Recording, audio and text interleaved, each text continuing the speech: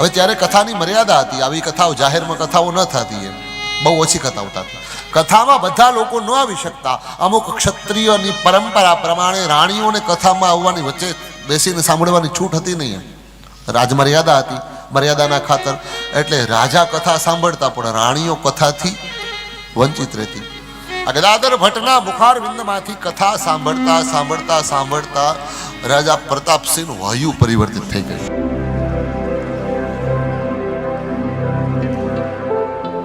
યુપીની અંદર વૃંદાવનમાં એક ગદાધર ભટ્ટ કરીને બહુ વિદ્વાન વક્તા થઈ ગયા. એના જીવનની સત્ય ઘટના છે. એક રજવાડું પ્રતાપસિંહ એની કથામાં કથાનો નશો લાગ્યો. પ્રતાપસિંહ રાજા છે. હવે ત્યારે કથાની મર્યાદા હતી, આવી કથાઓ જાહેરમાં કથાઓ ન થતી, એમ બહુ ઓછી કથાઓ થતી. કથામાં બધા લોકો ન આવી શકતા. અમુક ક્ષત્રિયોની પરંપરા પ્રમાણે રાણીઓને કથામાં આવવાની વચ્ચે બેસીને સાંભળવાની છૂટ હતી નહીં, એમ રાજમર્યાદા હતી. મર્યાદાના ખાતર એટલે રાજા કથા સાંભળતા પણ રાણીઓ કથાથી વંચિત રહેતી. આ ગદાધર ભટ્ટના મુખારવિંદમાંથી કથા સાંભળતા સાંભળતા સાંભળતા રાજા પ્રતાપસિંહનું વાયુ પરિવર્તિત થઈ ગયું. એ માણસ કૃષ્ણની ભક્તિના રંગે રંગાઈ ગયો. એટલી ભક્તિ લાગી ગઈ. રોજ સવાર સાંજ ઠાકોરજીની પૂજા કરવી. રાજપાટ તો બરાબર ચલાવે પણ પછી કોઈને મારવા અને કાપવા એવી બધી કાંઈ નહીં. પ્રભુ ભક્તિ અને પ્રભુ ભક્તિના પ્રતાપે ધીમે ધીમે એને સંસારમાંથી રસ ઓછો થઈ ગયો. વળી મહિનો થાય ને એકાદ દિવસ વળી પાછો 4 દિવસ કથા સાંભળવા વૃંદાવન ગદાધર ભટ્ટ પાસે પહોંચી જાય. કથાઓ બહુ લાંબી ચાલતી. પહેલા મહિનો ત્યાં કથા સાંભળવામાં પડ્યા હોય. ઘર પ્રત્યે ધ્યાન ઘટી ગયું, કથામાં ધ્યાન વધી ગયું, પ્રભુ પ્રત્યે ધ્યાન વધી ગયું. રાણીને ગુસ્સો આવ્યો કે આ મારો પતિ સંસારમાં જરાય રસ નથી ધરાવતો, અને આમ ને આમ જો આ મહારાજના સંગમાં રહેશે તો મારો ધણી તો બાવો બની જશે અને મારે તો એમને રહેવું પડશે. એટલે મારે કંઈક મહારાજની દવા કરવી જોઈએ. આ કથાકારનો કાંટો કાઢવાની જરૂર છે. અને કથાકાર બધાને કાંટા જેવા જ લાગે છે, બધાય નહીં. ગમે તેમ થાય, કથાકારોને કાપો, કથાકારોને કાંટો કાઢો. કથાકારો ઉદય હોય ને એને તો દવા છાંટવા વાળો નડે જ ને, એને તો અઘરો જ લાગે ને. ઉદય જેવા હોય ને એને કથાકારો હારા ન લાગે. જે સમાજની અંદરથી કોરી ખાવાવાળા તત્વો છે ને એના ઉપર આ વ્યાસપીઠ છે ને ઝેરી દવાનો છંટકાવ કરે એટલે ખતમ થઈ જાય છે. એટલે એમને તકલીફ છે. એટલે કથાકારની ઉપર આક્ષેપ રાખવા માટે રાણીએ રાજાને પોતાના ગ્રસ્તાશ્રમમાં પ્રેરિત કરવા માટે બહુ પ્રયાસ કર્યો, પણ રાજા સંસાર માણવાની ના પાડે. ભોગ વૃત્તિ રાજાની ઘટી ગઈ, યોગ વૃત્તિ વધી ગઈ. ધ્યાનમાં રાજા લાગી ગયો. પ્રતાપસિંહની આ વૃત્તિ જોઈ રાણીની ઈર્ષા થઈ. એને મુખ્ય રાણીએ વિચાર કર્યો કે મારે આ કથાકારનો કાંટો કાઢવાની જરૂર છે. સત્ય ઘટના છે. એણે શું કર્યું, એક ઓલી નાચવા વાળી બાઈ ગામમાં આવી હતી. રજ દરબારમાં આવી નાચવા વાળી બાઈ, અને એના પેટમાં બાળક હતું. એટલે એ નચનિયાને બોલાવીને કીધું કે શું કરે છે? કે બસ હમણાં ભગવાનની દયા થશે ને એકાદ મહિનામાં મારે ત્યાં દીકરાનો જન્મ થવાનો છે. હમણાં તો નાચગાનનું કામ બંધ છે. કે તારે રૂપિયા જોઈએ છે? કે રૂપિયા માટે તો ગામડે ગામડે ફરીએ છીએ. હું તને રૂપિયા આપું, પણ એક શરત. શું? તારે કથાકાર ઉપર આક્ષેપ કરવાનો છે. વૃંદાવનમાં ગદાધર ભટ્ટની કથા ચાલી રહી છે. ત્યાં જઈ અને કથાના સભા મંડપમાં વ્યાસપીઠે મહારાજ બેઠા હોય ત્યારે મારો પતિ ત્યાં કથા સાંભળવા બેઠો હશે. ત્યાં જઈ અને તારે એમ કહેવાનું કે મહારાજ, તમારા સંસર્ગથી મારા પેટમાં બાળક થયું છે અને હવે 8 મહિના પૂરા થઈ ગયા છે અને મહિનામાં બાળકનો જન્મ થશે. એની વ્યવસ્થા કંઈક કરો. આ બાળક તમારો છે. જાહેરમાં તમારે કથાકારને આમ કહેવાનું 20 સોનાના સિક્કા આપો. અને અમુક માતાઓ બહેનો બીજા ઉપર છાંટા ઉડાડવા જ ફરતા હોય છે.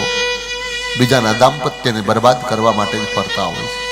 બીજાના જીવનને દાગ લગાડવા ફરતા હોય છે. એ ભારતીય નારી હોઈ કે ન શકે. ભારતીય નારીના સંસ્કાર નથી. બીજાના ઘરની અંદર ચંચુપાત કરવો, બીજાનું ઘર બગાડવું, બીજાના ઘર સંસારમાં આગ લગાડવી, એનાથી મોટું કોઈ પાપ નથી. અને બીજાના ઘર સંસારમાં આગ લગાડી અને જે કોઈ બેન દીકરી સ્થાપિત થયેલી હોય એનું ઉત્થાપન કરાવીને પોતે બેહે ને એની કોઈની પૂજા હોય જ નહીં. પછી એને જોડાના ધાર હોય, એને કાંઈ મળે જ નહીં. બીજાના ઘર સંસારમાં આગ લગાડવાનો પ્રયાસ કરો તો શું મળે તમને? આ 20 સોનાના સિક્કા મળ્યા. પોતાના સાડલાના પાલવમાં બાંધી અને ગદાધર ભટ્ટ વૃંદાવનમાં કથા કરી રહ્યા હતા. હજારો માણસો સભામાં બેઠા, પુરુષો જ બેઠા હતા બધા. અને બરાબર કથા જામી હતી, કથાકારની સામે પોથી પાસે આવીને બાઈ ઊભી રહી ગઈ. કીધું, હે મહારાજ, અત્યારે મોટી મોટી વિદ્વાનની વાતો કરો છો ને આટલી મોટી કથા કરો છો એ કે, પણ તમે મારો સંસર્ગ કર્યો છે અને તમારા કારણે આ મારા પેટમાં બાળક છે અને હવે આપણા છોકરાનો જન્મ થવાનો છે, એના માટે કંઈક વ્યવસ્થા કરો. મારે બાળકને જન્મ દેવો છે, એના માટે બધી વ્યવસ્થાઓ કરવાની, ઓરડો, ખર્ચો, બધી વ્યવસ્થાઓ, આ તમે બધી વ્યવસ્થા કરો. ને ભર સભામાં કથાકારની ઉપર ડાયરેક્ટ આક્ષેપ કોના ઉપર નથી લાગ્યા? આરોપ આ સંસારમાં કોના ઉપર નથી લાગ્યા? લોઢાનો કટકો અહીંયાથી નીકળે ને તો તરત જ એને જોખીને ભંગારમાં ઘા કરી દેવામાં આવે. સોનાનો કટકો હોય ને તો સોનાની ઈંટ નીકળે તો સોનાની ઈંટને ટીપાવવું પડે. એક વખત નહીં, 1000 વખત. સોનાને 56 વખત તપાવવામાં આવે. કેટલી વખત? અભંગની અંદર મહારાષ્ટ્રમાં એમ કહેવાય, રામદેવજીના અભંગની અંદર, એકનાથજીના અભંગની અંદર, કે સોનાને 56 પરીક્ષાઓ આપવાની હોય, જ્યારે લોખંડની કોઈ પરીક્ષા જ ન હોય, ડાયરેક્ટ ભંગારમાં જ હોય. અને અહીંયા સંતની ઉપર, વિદ્વાન બ્રાહ્મણની ઉપર જાહેરમાં એક દીકરી ઊભી થઈ સભામાં આવીને કે તમારો દીકરો છે પેટમાં, એનું શું કરવાનું છે? બીજો કથાકાર હોત તો શું થાત? માણસો મારવા આવે. રાજા અચંબિત થઈ ગયો, રાજા પ્રતાપસિંહ. કથાકારે કીધું, બધી વ્યવસ્થા થઈ જશે, મને ખબર છે કે તમારે ત્યાં દીકરો થવાનો છે, તમે જરાય ચિંતા ન કરો, બધી જ ગોઠવણ થઈ જશે, તમે બેસી જાઓ, કથા સાંભળો, કથા સાંભળો. રાજાએ વિચાર કર્યો કે આટલો મોટો આક્ષેપ થાય ને, કોઈ સામાન્ય માણસ હોય તો ઉકળી અને તરત જ આનાકાની કરવા લાગે. ખોટો માણસ હોય તો ગભરાઈ જાય. ખરેખર એ ગુનેગાર હોય ને તો ગુનેગારના ચહેરા ઉપર ભયનું લખલખું પસાર થાય, એના ચહેરાની રેખાઓ ફરી જાય. પણ મહારાજના ચહેરાની એકે રેખા ફરી નહીં, એને કાંઈ બીક ન લાગી. એને કથા ચાલુ રાખી અને એને તરત જ એક્સેપ્ટ કરી લીધું. કથાકારે કે આ તારી વાત સાચી છે, આ બાળક મારું થવાનું છે, મારે વ્યવસ્થા કરવાની છે, બધી વ્યવસ્થા થઈ જશે, કથા પૂરી થાય પછી વાત. અત્યારે બેસી જાઓ. અને રાજા પ્રતાપસિંહ અત્યાર સુધી અનેક ગુનેગારોને દંડ આપ્યા હતા, અનેક સજાઓ કરી હતી. રાજા સમજી ગયો કે આમાં કાંઈક ગોટાળો છે, કે મહારાજ આવા હોય જ ન શકે. અડધા શ્રોતા ઊભા થઈ ગયા કે મહારાજ બરાબર નથી, મહારાજ કારો મું કરીને આવ્યો હોય, મહારાજ આવો છે.